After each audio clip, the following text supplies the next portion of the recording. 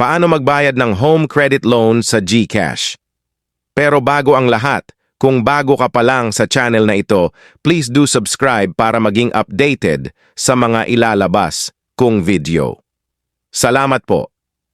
Una, buksan ang iyong GCash app at siguraduhing may sapat kang balance. Pangalawa, pumunta sa Pay Bills sa home screen. Pangatlo, hanapin ang kategoryang Loans. Pagkatapos ay hanapin ang home credit sa listahan. Pang-apat, ilagay ang mga hinihinging detalye tulad ng halagang babayaran, contract number o ang iyong account number, mobile number, at ang huli ay ang iyong email. Ito ay optional lamang, meaning pwede mong ilagay, pwedeng hindi rin.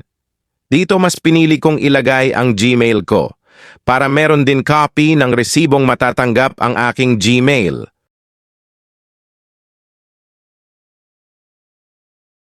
Dito naman guys, pinili kong mag-GProtect dahil kapag ginamit natin ang GProtect agad-agad, lalabas ang resibo natin. Kapag hindi naman tayo mag-GProtect, maghihintay pa tayo ng 24 hours bago lumabas sa ating home credit app.